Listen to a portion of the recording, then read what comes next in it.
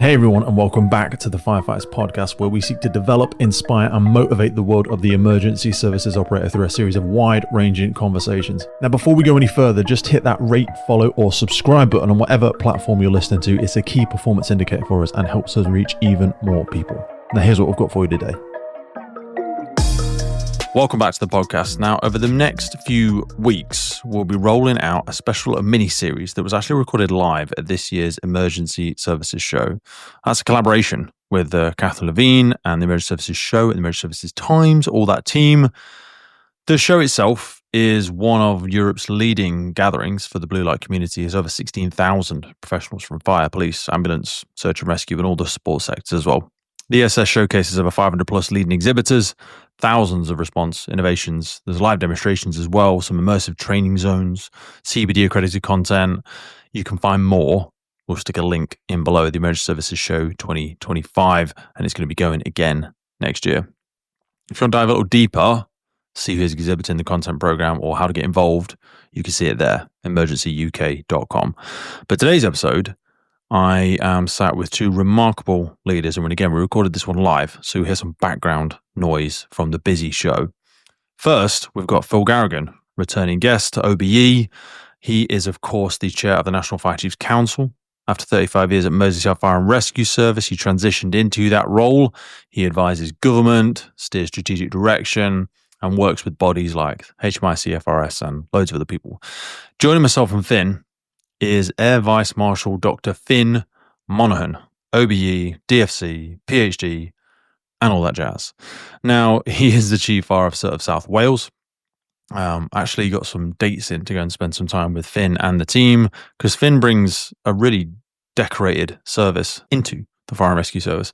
RAF career, Harrier pilot, command roles, aerospace strategy, think tanks, plus some real deep thinking on leadership, culture, and resilience. Our conversation today, we're going to explore leadership in turbulent times, evolving public expectations, how we support our people, and what the modern future fit fire service really looks like.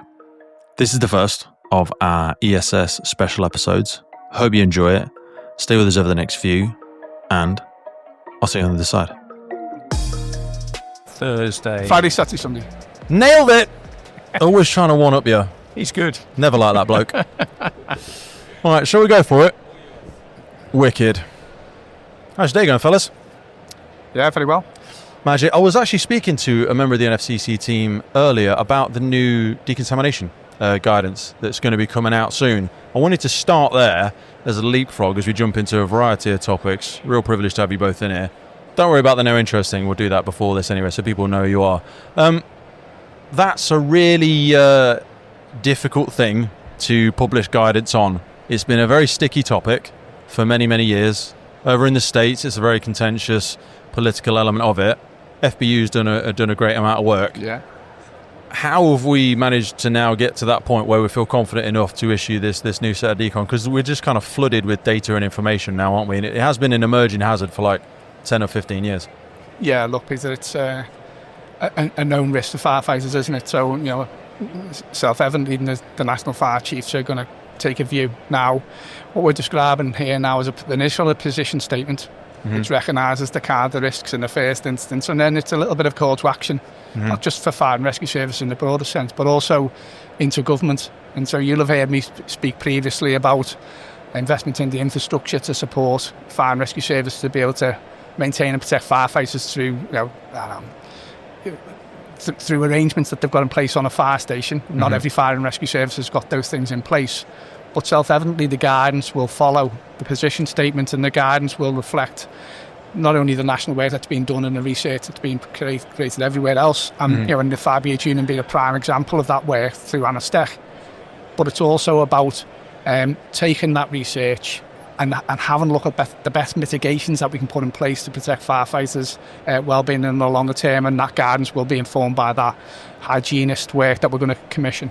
Is there a challenge around fairness with this? I mean, Finn, I always say that the future is here, but it's not evenly distributed. And when you think back to some of the think tank work that you used to do in the horizon scanning stuff, it's all well and good for a massive metropolitan service, or your Londons, your Merseyside, your Manchesters, your really high budget people to go, well, we can do all of this. We've got up-to-date stations, and I know some of them aren't up-to-date, Phil, but for somewhere like Scotland or somewhere like Wales, I go, some of these stations got running water a couple of years ago. Do you know what I'm saying? There is a challenge, because a lot of this is behavioural, and this sort of alludes me back to some of your work in the previous stuff. I would say maybe 70 or 80% of this, it's my words, not yours, I think are behavioural. There's a lot of things the firefighter needs to do. Yes, we need to give them the right tools, the right assets, the right equipment to do those things, but a lot of this is trying to ingrain a certain amount of behaviours. When this sort of stuff comes out, Finn, what do you have with the challenges of applying these sort of UK-wide recognised procedures to something where actually finances might not be as easier to come by as everyone else? First of all, I'd just like to correct something there. Please do. We've definitely had running water in Wales for more than 2 years. I've been to some of the stations, brother. Some of the ones in Scotland, though, you go to some stations, you go, this is like a whole different kind of building than if I went to somewhere in wherever. Yeah. That's something is not fair, because a firefighter is a firefighter everywhere, but they haven't got the same ability to solve some of these challenges. I mean, it is a question of estates on the whole, isn't it? Yeah. Although there are many other aspects to this. We've got a lot of retained stations in South Wales, as well as our metropolitan fire stations and our whole-time fire stations. But it's a question of priorities, isn't it? And whenever you're building your strategy or you're building your plans, you've got to make decisions. And this one's reasonably easy for me, because I had a cancer, which is a firefighter's cancer, so multiple myeloma. It's incurable, so it'll take me out eventually. I've done 2 bone marrow transplants, and I take pills every day to keep me going. I'm able to stand up in front of my firefighters and say, I do not want you to be in the same position. And there was a massive spike of myeloma after 9/11 from all the contaminants. So for me, this is a high priority. We've established a full-time decontamination team, and we're going around doing as much as we can. Now you've got all the things that you need to do, which are physical and to do with your estate, but you've also got mental approaches to things. How you make it easier to get, for example, gold kit to fire stations, reducing behavioural friction. Correct. Yeah. So there are. It's a socio-technical thing, this, isn't it? Making sure you've got the right PPE, making sure that you've got the right ways to deal with it and wash it, making sure that you've got the right attitudes and behaviours to get stuff to the right place at the right time. And some of this is, reasonably simple, where you go, okay, we've got a load of PPE for the TAC officers, for example. Well, we're at the moment looking about, to make their cars safe as they go home, airtight bags, for example, and that's out there and you can buy them relatively cheaply. So we're looking at a whole range of things in that full-time team. Do you not think, though, Phil, with respect, this has been declared by the World Health Organization. It's a HSE challenge, I would probably argue.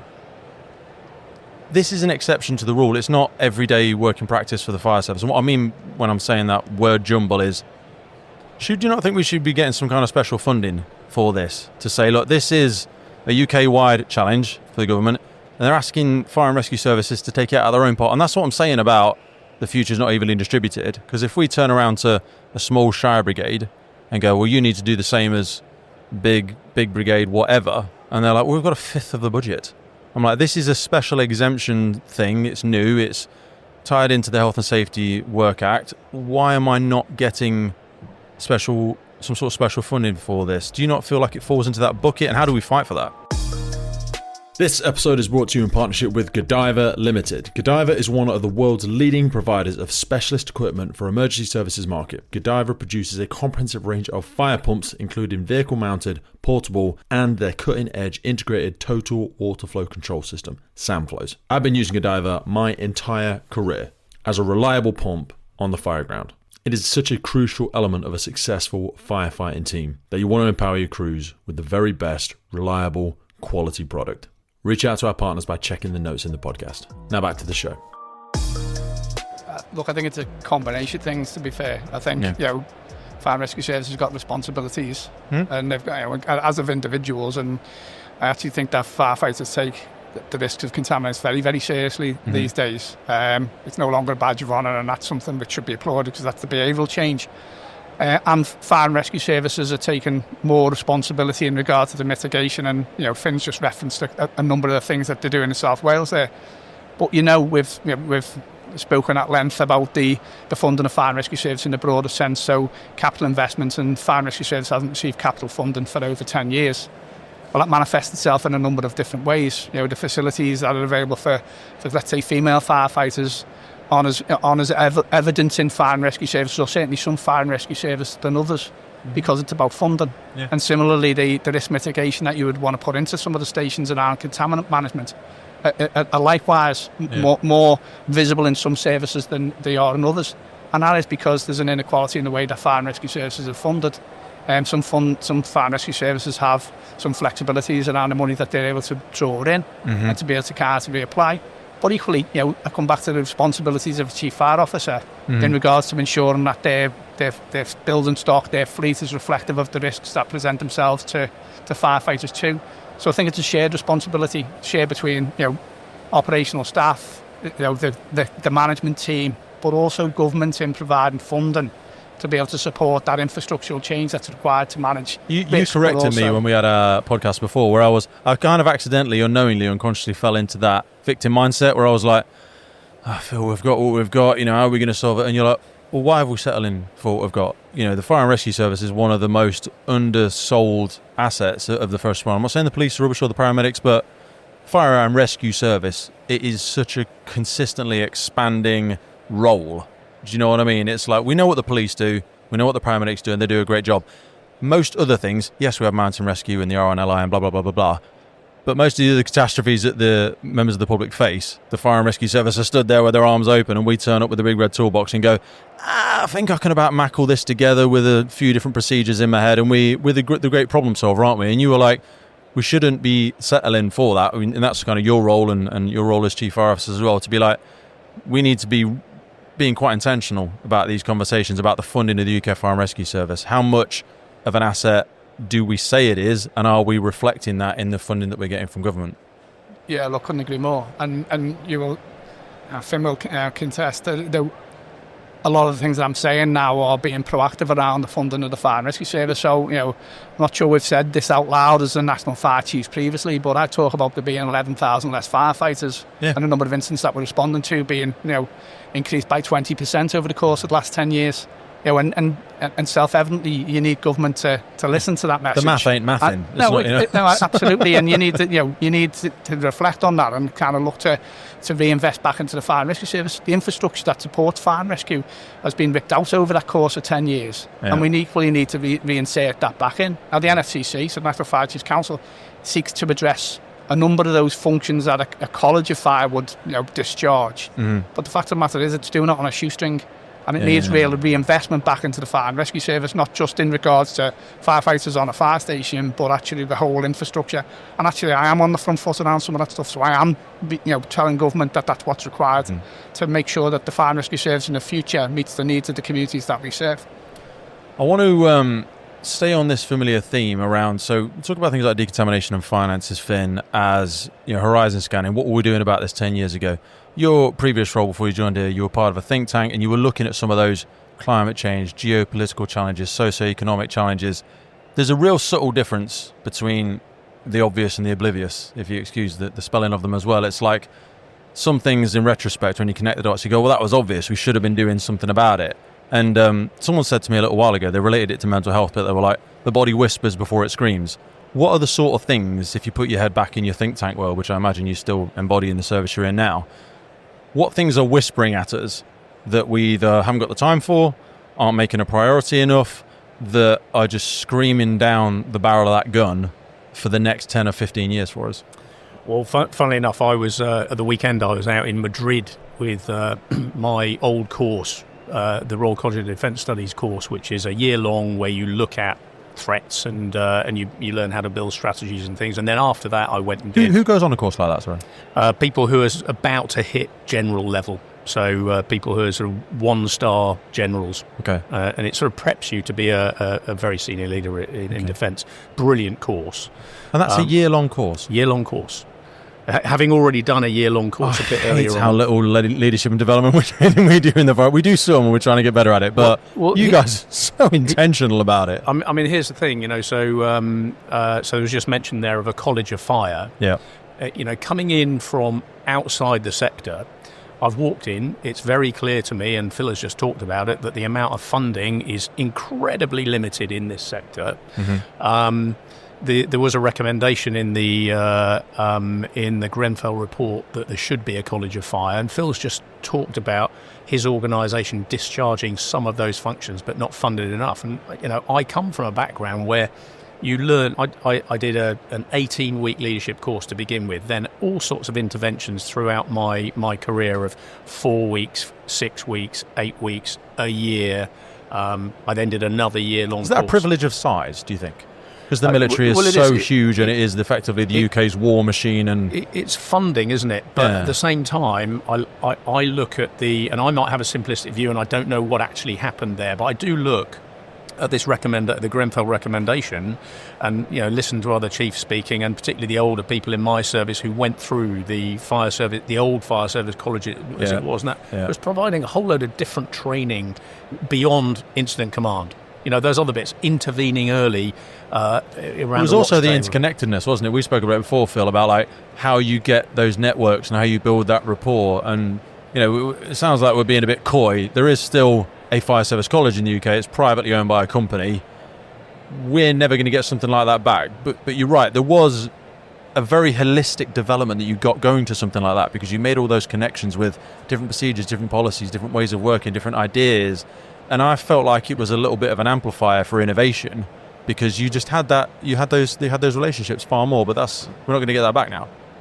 Well, look, and then you said a challenge you last time, Peter. I appreciate I interrupted you. We'll come back. Sorry. You said a challenge you last time, and maybe there's a little bit of challenge in there again, because that whole ethos of we won't get that back again. Now, I'm not sure we want that back exactly as that was, because. Some of it was rubbish. They're my words. We had some retired people that were just, they're my words. But certainly the infrastructure that the fire service colleges was provided, enabled, and the interface between service to service, and the quality of the training, and the ability to share learning. Those are the things that we need back in the UK fire and rescue services. I'm not suggesting for 1 minute that they've completely gone. No. But certainly with the period of austerity and the stripping out of some of the infrastructure that used to support fire and rescue services nationally, it needs to be reinvested back in. So I haven't, that is a primary focus of myself in this role, to engage with government. Now, the reason why a College of Fire is referenced within the white paper and subsequently within the Grenfell Phase 2 report is because they've identified there's a gap there. And it's a gap that fire and rescue services have known about for a long time, and we need that reinvestment back in. We can't do, as I say, you can't do it on a shoestring. The quality of the training, the disseminated training, the operational doctrine, the guidance to firefighters, the support to firefighters to be able to do their job effectively, that all comes from, or should be, well researched, well documented, logical, legitimate of practice, which I think has been lost a little, and we need to put that back in, to ensure that firefighter on an on-call station has access to the quality of training and input to ensure that they're safe doing their job, irrespective of whether they're in one fire service or another. That's where that national work is pivotal, and that's where we need to press government for that investment back in to deliver that particular outcome. It is beyond a privilege to be able to bring the Firefights podcast to you, and we are so grateful for every single person that supports, listens, shares and follows our journey. But here's the honest truth. It takes a colossal amount of time and work to keep the podcast going. And to help us keep doing it, create more, reach more guests internationally, and make the podcast sustainable, we're asking for you to help. And to do this, we've set up a Patreon page. Now, by joining this, you'll not only support the future of the podcast, but also gain access to exclusive benefits. Now, if you've ever wanted to meet a member of the podcast, buy us a beer, buy us a coffee, and you think anything you've ever listened to on the podcast has been worth £3, that's basically what we're asking you for. By joining our Patreon community, you will get access to every single full episode archive we have ever made. Now, hundreds and hundreds of key documents that we've got in there on fire behaviour, firefighter health, cancer risks, incident debriefs, and so much more. a growing collection of valuable resources to help you learn and grow. Your support in whatever way, dropping it in the WhatsApp group, sharing it on the local newsletter, whatever it is, it's incredibly valuable and we really do support it, and we need it to make it a long-lasting resource, that legacy resource we always talk about for first responders, firefighters, and everybody everywhere who's ever been interested in joining the fire service. Now, if you're already supporting something, as many people do, it's totally cool. You can still access the podcast for free, and you'll always be able to access all the new episodes for free, but we're asking for your help to make this sustainable. And we want to keep growing, we want to keep sharing the insights, and we want to keep showcasing the incredible work happening in our community and our sector. So if you feel like you want to join the Patreon crew and help us make this possible, head to patreon.com/TFFPC or check the link in any episode podcast notes. I want to go back, sorry if I interrupted you, but you know that old quote of you can't solve the problems with the same thinking that brought you to here. So how in your background were they training leaders, developing people to be a true innovative thinker and trying to reframe some of the challenges that the military was facing? So it sort of leads on from exactly what Phil was just saying. You know, there has been a lack of funding that's recognised. We need to be ahead of the next Grenfell. Mm-hmm. And in the military, there are three components of what they call fighting power, which is the output of the military. Okay. What's our output? It's ability to rescue and get ahead of things, isn't it? Mm-hmm. And the three components are physical component, the moral component, and the conceptual component. The physical component is, in our case, would be fire trucks and hoses and resources, boots on the ground, technical training. Okay. The moral component is prepping people and having all the structures in place to allow people to develop their courage, their values, and building people into someone who is ready to go into a swirling torrent, go into a burning building, or someone who is prepared to stand up and say something and call something out. Mm-hmm. The conceptual component is your thinky bit. Mm-hmm. And as I look at the overall, that reduction in the way the Fire Service College has gone, and that reference in the Grenfell report, this is really important stuff. The military invests an absolute fortune in education, mm-hmm. but also in doing concept work, looking at the future. So looking at future trends, building concepts about how you're going to operate. So just before I left, I published Global Strategic Trends with my team, which I think I've sent you a link to. Really easy to read, but it talks about all the trends in the world that are going on: economic, geopolitical. It looks at climate change. It looks at political change. It looks. I think someone referenced you. Do you know who Lieutenant Colonel Grossman is? I kept getting his name wrong. Dave Grossman. Yeah. I had him on the other day. He actually referenced something he was talking about. There you go. He's written like 16... We're not going to go into him because he's doing his own episode. What a bloody fascinating man. He's a professor of psychology as well, isn't it? Yeah. Anyway, I digress. But yeah, so you published this. So I had a team that would look at global trends, and that's available on the internet. Then we had a secret team that would look at how are we going to operate and fight in the future. So we were looking at that 5 years ago, looking at the political cycle and looking at, right, we know there's going to be a change of government, then we need to have all our ducks in a row so that we're able to articulate the really challenging situation in the world, so geopolitical and the threats. There's climate change, there's terrorism. Yeah. Now you asked the question, what are the things that are coming at us at the moment? So definitely climate change. So I've walked into a fire and rescue service. On day 8, I had a major incident, which was flooding. Just the other day, I had a major incident, which was a wildfire. There you go, 2 climate change events, and there, the incidence of fire and flooding has escalated massively in Wales. But you've also got opportunities with climate change, and there's an electric fire truck just over there. Mm-hmm. That's really impressive, and we should be looking at ways of exploiting the green revolution to be better. But the real thing that is a challenge, it's not just that there are changes going on, and this is the big shift that we noticed in this Global Strategic Trends version that we did this last year. The big change is the confluence of things happening at pace that are interconnected. I was going to say they used to go in like a binary thing, like technology would move, but now you're having satellite navigation collide with another massive technology, and then you're getting lithium-ion batteries collide with electric, and you're just like, these massive things are smashing together like atoms and then throwing out 7 other problems that the public will turn into a catastrophe and we have to solve for. we're just not far enough ahead of that. Well, the other thing is, and this was a big point of discussion with my team at the weekend at this conference in Madrid, is you've got geopolitical stuff taking place on the world stage with serious organised crime, with state-on-state warfare, with things like sabotage going on, which is a threat for us, with cyber attack and things like that. So things that in the past you'd have thought, oh, that's happening on the global stage, they're actually impacting people at the local and regional level. And that's a really big thing for us to be thinking about in the fire and rescue services. And you know, Britain has not been in this position where we've got the threat of existential warfare for years. Now, local resilience is really important to the overall resilience of a nation, and also deterrence. This is a really important thing. And just before I left, we were working on how you knit together society in a much better way, where you've got emergency services, you've got defence, and you've got government doing stuff. But also, what's the responsibility of the individual, and how does the citizen? Talk about zero responders. Yeah, Colonel Grossman said the same thing, because theirs is run, hide, fight as an example when he was talking about terrorism, whereas ours is something else. I should know what it is. It's run, hide, tell, or run, hide, call 999. I'm not saying we should all turn around and fight, but then he started giving examples of like 15 out of 15 examples where members of the public have charged a terrorist. They've been successful 15 out of 15 times. I'm not sure. I struggle to hang on with that analogy, because I'm sure some of them probably got killed or stabbed as well.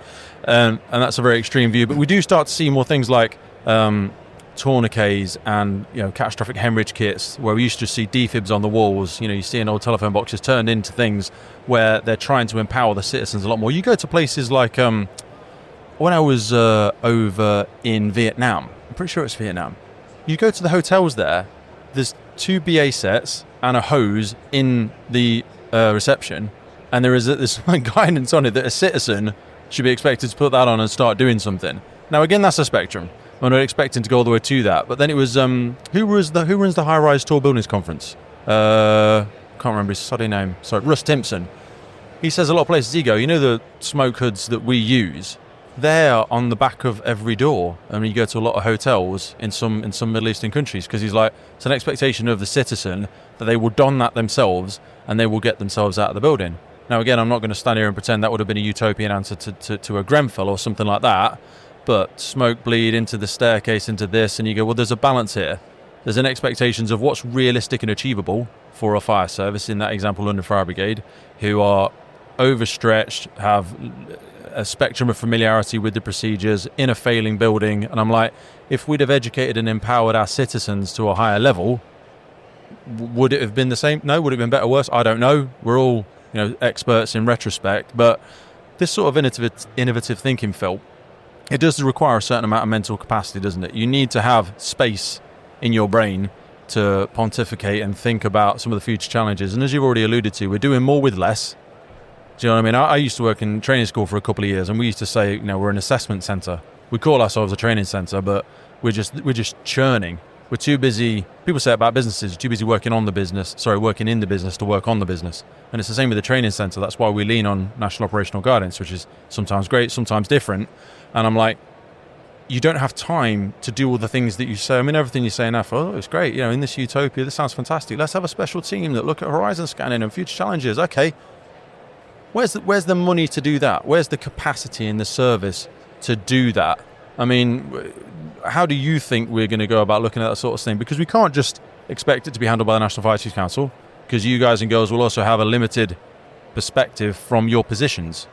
Do you know what I mean? You won't necessarily have... You have that boots on the ground. You were a firefighter once, but it's like you won't necessarily have... You weren't on the station yesterday. So there's a challenge that you do want people... To solve a problem, you need to look at it from all angles holistically. You need green book, grey book, operational, non-operational, control, procurement, da-da-da-da-da. You know what I mean? You need to have people with mental capacity and opportunity to be able to look at that sort of stuff. But I'm not sure we have that. Well, we're surrounded by a raft of people who are innovators. You know, actually, in the emergency services show. And if you walk around all the stalls, there's people who are trying to meet the needs of fire and rescue services, and some of those needs are known and some of those needs are not known, and the ability for the fire and rescue service to describe the problems it has and then look for innovators outside of the sector and within the sector for that matter to kind of come up with solutions I think it's pretty fundamental piece of it, but it's conversational. And you're quite right, you do have to give yourself a little bit of space to do what Finn's described, which is to look at the horizon, see what the kind of the threats and the risks are, and look to put in mitigations that start to address it. You've referenced lithium-ion batteries, still a challenge for fire and rescue services globally. No one has really resolved that matter. There's a number of interventions that people would suggest, and arguably all of them are effective in a variety of different ways, but based on a variety of different circumstances. And I suppose they've kind of... A lot of them are a mitigation thing, aren't they? They're limiting the damage of the thing. I can't see any that have really solved the we can stop it. No, they all exactly do what you say, which is there are mitigations, and and over the period of time, the lithium battery then dissipates and the fire goes out. But the fact of the matter is, that is a technological advancement that's caused fire and rescue services problems, and we have got to be able to see some of that stuff coming and be able to get ahead of it in a way that Finn's described, in a way which utilises the skills within fire and rescue, but also the skills that are outside of fire and rescue to come up with innovative ways to solve the problems that we're facing. And so, like anything else, you do have to give yourself a little bit of time to look at the risks, emergent or otherwise. We've talked about climate change. We've talked about reaches into government to recognise the kind of the climate is changing and the impact that is having on the sector. And then look at innovation, which we can deal with those things in a more effective way, but be resourced in a way which allows us to be able to be effective as well. This episode of the podcast is brought to you by Gore-Tex Professional Fabrics. Now, we all know the working environment of a firefighter is filled with challenges. We face serious risks on the job, such as heat exhaustion, burns, physical and mental stress, and we frequently come into contact with high levels of toxic chemicals. Now, I have been wearing Gore-Tex for nearly 2 decades on the front line, working in hostile environments, tackling challenging incidents from firefighting to water incidents and in urban search and rescue environments. Gore-Tex have a well-earned reputation for protecting professionals in the fire and emergency services through their family of highly innovative, waterproof, breathable moisture barriers that exceeds global performance standards and are trusted worldwide. Gore-Tex, going further together. I want to... Could I just add to that? No, go on. Okay. I'd just like to point out that Phil leads the NFCC, does an amazing job of knitting together people from different fire and rescue services with ideas, and there's a whole generation of ideas that I think is brilliant. As he says, there's a funding issue here. Yeah. Ultimately, because all of those chiefs do it as a reference, though, don't they? They have it as another part of their normal day-to-day job, and I'm like, they're not going to do all of them great because not because they don't care, not because they're a lack of willing. They've got an entire fire and rescue service to lead as well. That's not their sole job. Sorry. Yeah, I mean, that's exactly the situation, isn't it?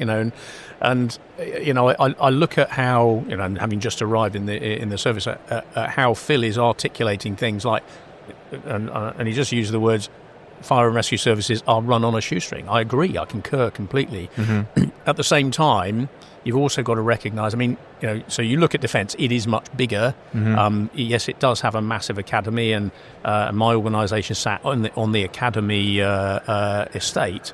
But I was always looking at, how do I do this more effectively? How do we make it cheaper? Because I've lived in a world which has always been under financial pressure. Yes, it's got massive budgets, but it's also got massive, costly kit. Now, how do you go about doing that? So that Global Strategic Trends document that I sent you, that is an accumulation of about 15,000 people from around the world who have contributed to it. So we were almost like the NFCC in that sense. It's allies, friends, partners and stuff around the world, academic institutions, who, when you start to get a little bit of kudos in that field, they go, oh, yeah, no, we'd like to be part of that. Mm-hmm. So that is almost how you do trend analysis, but you're using other people who are also looking at trend analysis. You bring them together in a community. So there are ways of doing this which aren't create a massive college with pillars and all sorts of stuff. Looking back in time at what we used to have in the sector. But it's thinking about how can you do this in a different way, noting that we do have loads of virtual stuff going on. It's just awesome. And then knitting together communities, and how do we do that as well as possible? Is there an element of the fact that you were all part of the same thing as well? And I always say you can go faster alone and further together, so I'm going to hit you with the controversial one, Phil. Is the Scotland Fire and Rescue Service has gone from 8 down to 1. Yep. Efficient with their resources. I'm sure they've had to lose a bunch of people. Some people got protective about their badges and all that sort of jazz. But I'm sure there was a big financial argument for it, a big efficiency argument for it. Regional working was a thing for a while, wasn't it? Is it still the most effective way to have 40-something different versions of something? Or do you anticipate in the next 10, 15 years more things like Scotland happening?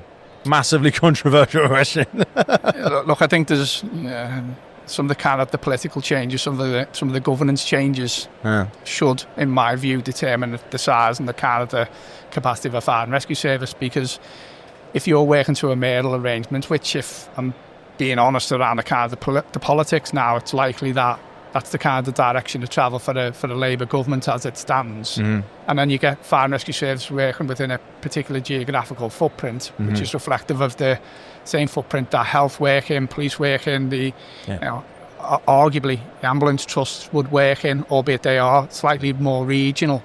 That seems to have some legitimacy. You've got one regional and NHS bit, and then you've got 6 fire and rescue services in the same one. And you go, no wonder you're having issues with collaboration and GESIP and miscommunications. And so if you're seeking to work effectively around a geographical footprint, you would align with the geographical footprint that exists and governs. Mm-hmm. And so my take on that would be, if the view of the current government is to move to mayoral authorities, then the fire and rescue service should follow suit. Okay. That will be difficult and probably unpopular to some people, but I think if you don't have the organisational maturity to come to the reality of those decisions, and it would affect an organisation similar to one that I work in because it has a lot of other smaller services that are attached to it, we'll just end up getting swallowed by some sort of PCC model, and they'll go, right, we've let you have a go yourself, you clearly couldn't make friends or decide, and then it will be done to us if we don't have that revelation ourselves. Yeah, Peter, look, the governance doesn't really make a great deal of difference to me. Okay. Right? I think the bit that's most fundamental is operating in the same geographical footprint as some of the kind of partners who you will be sat around a table dealing with a major incident with. And and that is not always geographically aligned. Mm-hmm. So police and fire would not work within the same city region. You would have a variety of different arrangements in place for health. The local authorities would cover wider geographical footprints too.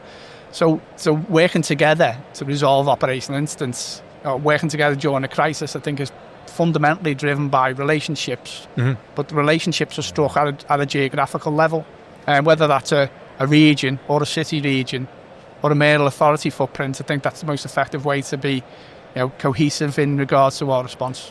Yeah, I think we do need to make a bigger effort and there's a lot of great GESIP work going on out there, because I always say, you don't want to learn to dance after the music started, and then the first time you're meeting this person is when you're in a strategic coordinating group or something like that, and you go, well, this is the first person I've met my police counterpart or my ambulance counterpart. I want to transition into high-performing teams. Before we started speaking today, Finn, a lot of people can romanticize high-performing teams, and they go, with the All Blacks, most successful team in the world. Yeah, but their motto is no dickheads. Do you know what I mean? And they're very frequent, very abrupt. The locker room calibrates itself to an extent.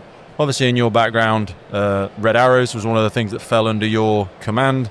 And I remember watching stuff like when the Blue Angels and the Red Arrows were doing these visualization drills, and they were all sat around a table, the boring, unsexy stuff, where they're going through those fundamentals, or they're watching a debrief, and they're not personalising it and making it specific to an individual, but they're calibrating themselves. Like because we speak about the military, go, special forces, this, blah, blah, blah, blah. Are we a bit too romantic about doing a high-performing team? Do you genuinely think fire and rescue service want to be a high-performing team? Or is that just a nice thing to write on our documents and stick on the wall? What does it actually look like in practice when you have led and worked with teams such as the Red Arrows? So, you just asked the question there. I'll probably ask 10 questions because my ADHD does that. would fire and rescue services like to be high-performing teams? Are they not already, Phil? I think fire and rescue services should be high-performing teams. And to be absolutely fair, I think there's I've arrived in this sector. I think that incident command is amazing. Mm-hmm. When I pitch up at an incident, I'm like happy. But would somebody argue that you might not know what good looks like because you didn't come from a firefighting background? Phil might say it's rubbish. Yeah, I mean, I'm pretty used to I'm pretty used to pitching up and observing people who are in positions of responsibility. It's a mission tempo, isn't it? Exactly. It's how, I mean, and a fire and rescue service is actually uncannily like like an air force. Okay. So an air force is centrally controlled with decentralized execution. So you're relying on people in a control center tasking a limited number of assets to go and do something, and relying on that person being suitably qualified and experienced to carry out the task, and everything is devolved down to them. They're making the decisions on the ground. Okay. And I look at it and it's almost the same, apart from there's just no wings on fire trucks. But very, very similar model, and there's a mentality there as well. Readiness, go, get out the door. Brilliant. So I see an awful lot of similarities, and my wife came to one of the first stations I visited, actually, on a Saturday, pitched up. They took her up in an Alp, hung her off a crane, and then chopped her out of the car. It was like, and we drove away, and she said, "Well, they're very similar to you, aren't they? It's all about service, it's all about pride. So yes, high performing already. Yeah. But the thing about a high performing team is you want to get better." And it's always about getting better and better. And if I talk about the Red Arrows, or indeed any, I went through a world where pretty early on I learned that the debrief is the most important part of any training sortie.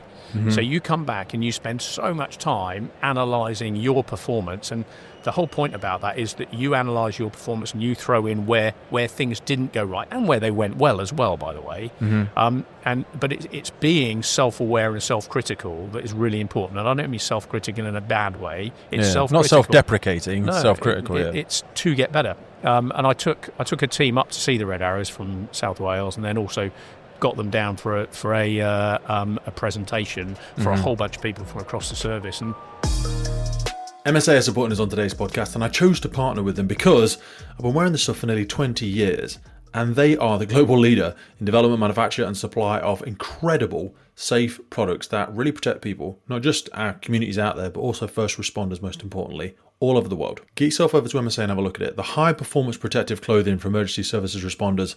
They also partner with us on the UK Pink Firefighters. It's because we love them. The helmets with the reflective visor, the F1XF, absolutely epic helmet. And not forgetting how they improve firefighter safety through their connectivity in the connected firefighter platform. MSA are always pushing the envelope, and it's a real privilege to be able to continue to grow our partnership together. So whether it's your PPE, your bunker gear, your helmets, your SCBA, your thermal imaging, your Luna, or your portable gas detection, both of us know that this equipment needs to work. It needs to be high quality, reliable, and dependable in the moment. And that's why I use MSA, because they know what's at stake. What the Red Arrows are basically an accentuation of what pilot debriefs are like, really, and you sit there. It is performative, but it's a manifestation of the high performing individuals that are in the organisation. Yeah, and the debrief is longer than the flight.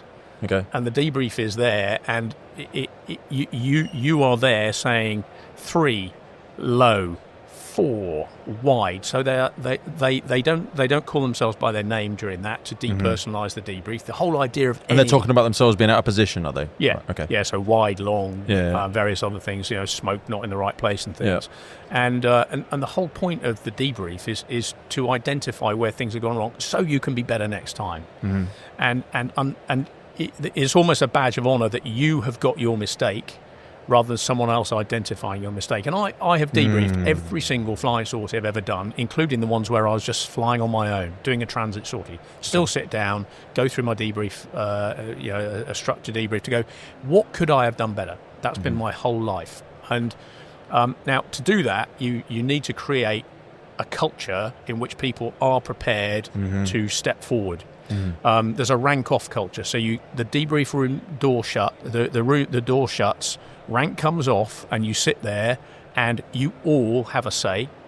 And the other rule is that you never go out of the room with anything unsaid.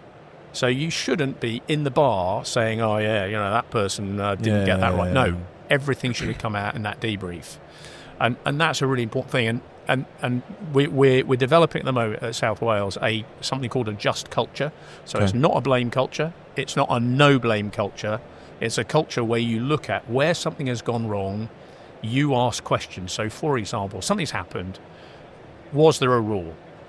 Yes, there was a rule. Was the rule broken? Yes or no? No? Well, it's probably just some kind of education, and you have sanctions, and it actually looks like a flowchart, this thing. But then, yes, a rule was broken. Okay. Now, quite often, a blame culture then jumps in there and goes, right, we're going to charge you with something, or there'll be some kind of disciplinary sanction. Yeah. No, you need to be going much deeper than that, where you turn around and go, why was the rule legible? Was the rule understandable? Was the rule behind 5 firewalls? Was the rule in a 700-page document? Yeah. Because if it was, then the organisation needs to hold a mirror up to itself, and that's what a just culture is. And it's trying to create a system in which people understand that when the chief fire officer walks in, there's been a fatal fire, and I go to support the team. I walk in there, I go, I'm not here to do any discipline stuff or question. I'm here to support you, but you can say anything here, and you should be able to say, yeah, I messed that up. But that's so that we all learn and we can get to the next stage. And if you look at accident reports from aircraft crashes, they are like that, and I've been part of those things, and you bare your soul. Is there a certain amount, Phil, of self-awareness and humility that needs to come with that? We spoke on a podcast actually about debriefing and giving feedback. I remember doing this spread exercise with John McDonough where he was like, all right, so we're going to go up to this building, we're going to run some drills, fire engine pulls up, I want 2 BA, 2 lengths ran out, and the second they go through the door, we'll stop the clock. And they say to people, what would the worst team, worst watch, worst crew in the service, how long would it take them? And they'll say, whatever, 6 minutes. And they go, okay, what the fastest crew take? And they go, 2 minutes. You go, right, where are you on that spread? And where did they put themselves? Because they're saying this is possible, and they're saying that's possible. And it's all the whole self-reported, we all think we're good drivers, but for some reason we keep having road traffic collisions. So pride is a double-edged sword, because you're a really proud sector, but too much pride can sometimes be a hindrance for humility and feedback, can't it? Yeah, and I reflect back on some of the things Finn's just said there, which I think are absolutely takeaways for the fire and rescue service, to be fair, and particularly, and I would buy the fact that the debrief takes longer than the flight, because it just shows you the kind of significance and importance people place on debriefing and learning from the event, irrespective of what that event was. And I think that we don't give that enough attention from a fire and rescue service point of view, and I think there's something certainly worthy of exploration there. I think the other bit that we did reference last time we spoke was about feedback, and how you deliver feedback and how important feedback is, because sometimes people, because of relationships or not wanting confrontation, won't deliver feedback in a way which is useful for the individual. They'll say things like, "Oh, that that was really good," and you're ever so close there, and actually, the individual goes away. They go away thinking that they would done everything right. Yeah, but just give someone better than them on the day. Yeah. If you put it into a promotion context, but the fact of the matter is, what they actually need is feedback that they can work on to make themselves better. So, debrief, did I get everything right? No. Is there some things for me to learn? Yes. That real self-awareness becomes absolutely crucial, not the defensive nature of it wasn't me, it was somebody else. And equally the feedback, well, could I have done that better? This is what I observed from you, and if you did it this and this way, you'd have had better outcomes. And that being heard, and I suppose, I think I said this to you, Peter, feedback I've received, you probably take in 70% of it. You maybe accept 40% of it and just charge, I don't know, maybe the other 30. But the fact of the matter is, it's the exercise in itself supports you to develop and learn and kind of progress as an individual.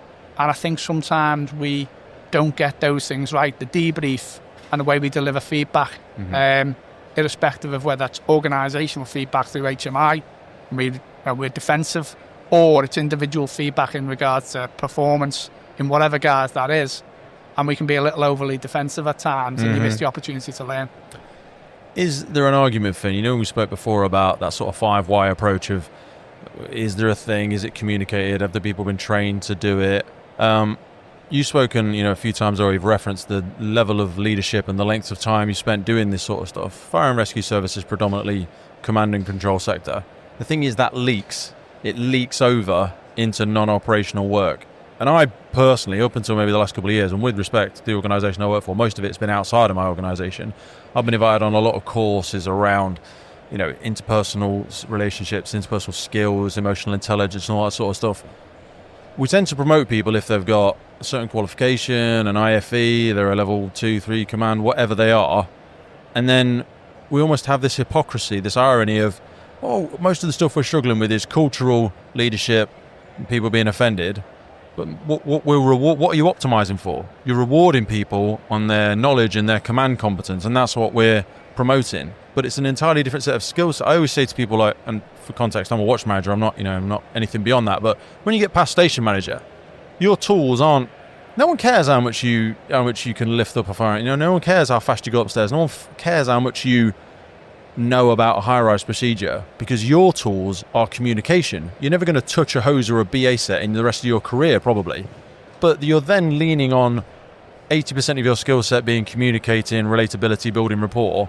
And that's something, my words, no one else's, that you've not trained me for. But now that's 90%, 80% of my job.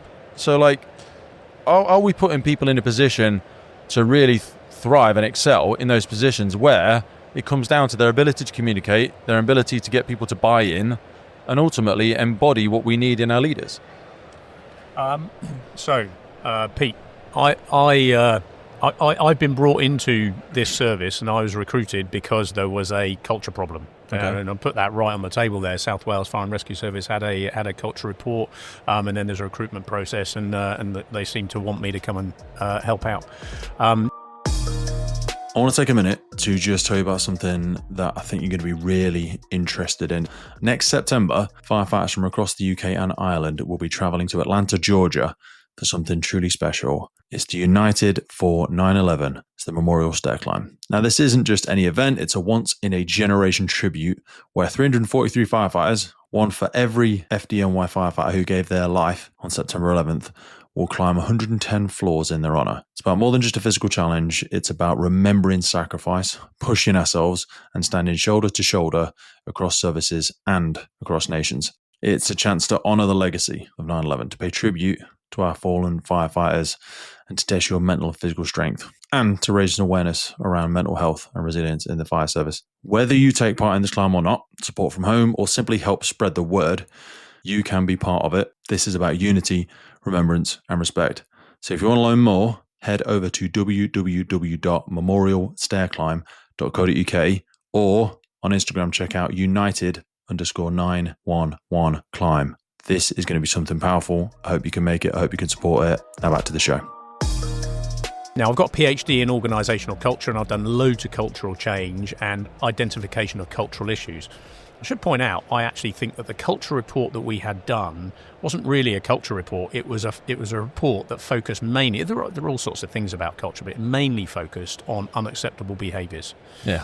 And culture is actually a massive raft of things, to the point that when I was 2 years into my PhD, I still hadn't really cracked what culture was. No. Really complex. Well, it's a very ethereal, fugazi thing. It's the way things are done around here. But the measurable thing is we can go, well, how many disciplines have you had and how many complaints have you had? Yep. We have that's one metric. That's not all of the culture. And it is very ethereal, but fundamentally, I arrived in the service and possibly to the surprise of people, I said, right, my number one priority is operations and our ability to deliver on operations and the mission.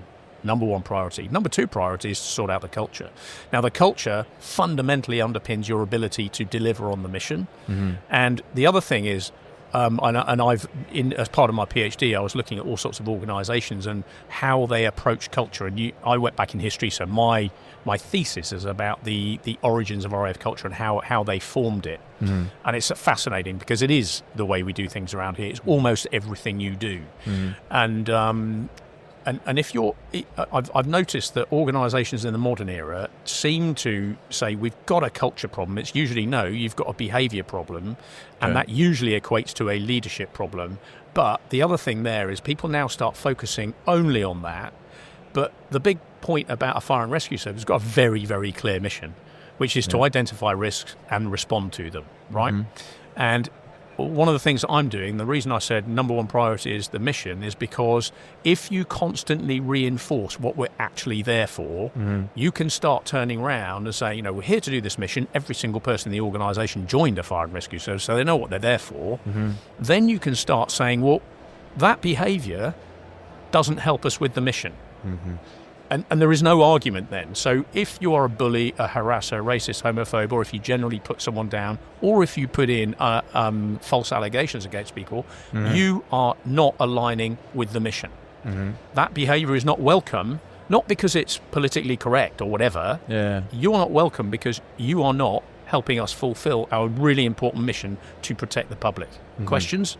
And it's really easy then, because people start looking at you going, oh, right, okay. And I'm really hard over about unacceptable behaviour gets in the way of our mission. I will be hard, and we will make sure that we've got really good sanctions and a system of looking at problems. But that's only one part of culture. The other part of culture is, let's look at the essence of what a firefighter is and what the essence of someone who supports a firefighter is. And we've actually triggered a research programme in South Wales Fire and Rescue Service now called Spirit of Fire. And that's to look at... Okay. Let's look at the really important stuff about the humour. And I'm not qualified to say, oh, it's this, this, and this. So we're getting loads of our people to now contribute to what is the humour that we have, what is the slang we have. I love it.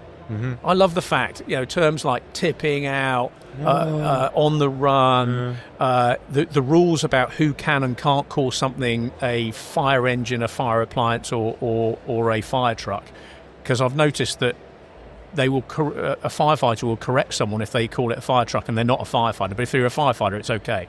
There are all sorts of unwritten rules in our really interesting culture. That one's maybe a dick move, but okay. Yeah, I think I'd agree with that. but there are all these things that we do that are really interesting. And what about the stuff? The identity of people. Uniform's really important. Yeah. And I think. Certainly in my fire and rescue service, I get the impression that over the years it's been, you can't do this, you can't do that, you can't do this, you can't do that, you can't have a pool table, you can't have your kids in to have a meal on your fire station. And then you look at it and go, I wonder why the on-call fire stations, which have become less family-friendly, have now got problems. We struggle recruiting people. Boom. Yeah. So we makes up 65% of the UK fire and rescue service, something like that, and we struggle to recruit people because... It's an old Chinese quote, isn't it? It's like, water which is too pure has no fish. You sterilise something too much. People join the fire and rescue service because it's full of interesting people and they talk about this brother and sisterhood. And then you rinse a load of sterilisation through it and it loses its humanity. Exactly. It loses its uniqueness. It loses its quirkiness. It's a collection of beautiful freaks who are really good at solving problems. And they don't exist. They feel like they don't belong in a normal corporate... structured organisation in the normal public. They're attracted to this because they're different. And then we tell them, be the same. The talent is just incredible. And the dedication is incredible. And that sense of service. And I tell you what, we were doing we were working on values. Yeah. And, what values do we really have? Because what we wanted to do was have 4 really easily memorable values that then sit alongside the NFCC framework. And we were discussing them, and one of them that came up was everybody in the room agreed that compassion right up there.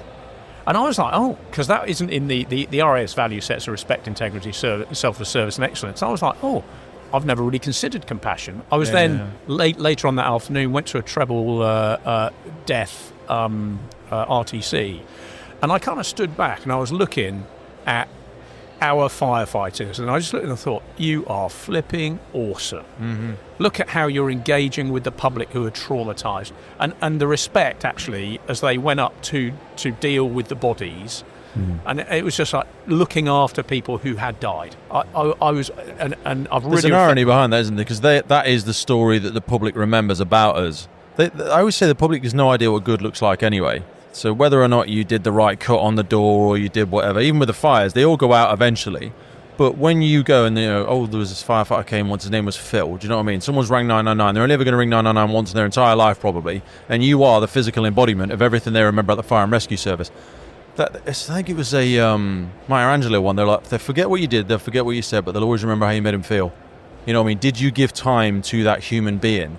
And I think that is one of those things that we can't really measure for. It's not in a policy, it's not in a procedure, but it is the distinct difference that you see between a really self-aware, empathetic, team of firefighters when they go and serve the community. It's the unprocedured stuff.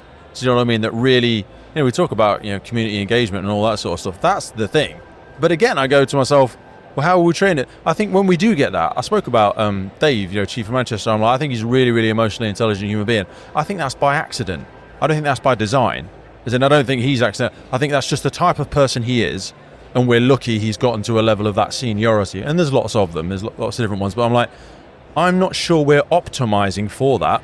I think sometimes we get one of those, and Chief Fire Officer is only one example. You have to find them at all levels of different organisations. But I'm like, how are we designing more of them as one simple example? That there's plenty out there. Do you know what I mean? And I'm not sure. Well, what did you learn about compassion? Can you train it? Well, there I go back to that point about the moral component of your organisation. So you've got the physical component, the moral component, and the conceptual and thinky component. Mm-hmm.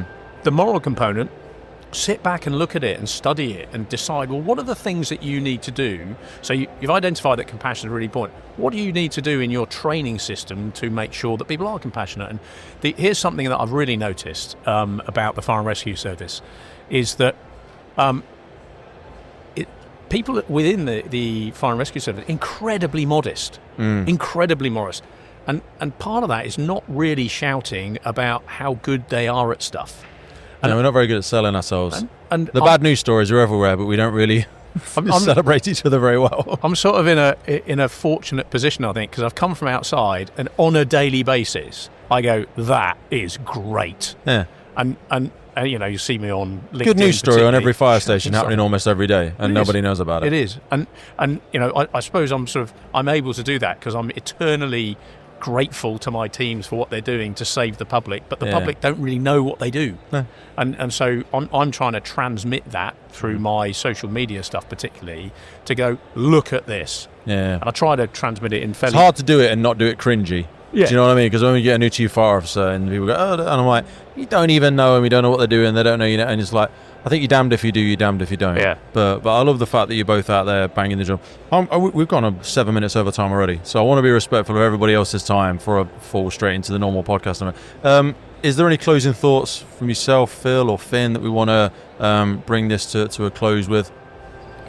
I'm not sure what there is, Peter. I think there's, welcome the opportunity, I'm sure, as Finn does, to relay some of our thinking, particularly at a national level, and kind of recognise the role of firefighters and fire and rescue service staff to learn to better the country. We are. You've talked about high performing teams, and I started the fire and rescue service 35 years ago, and I've worked in high performing teams for all 35 years.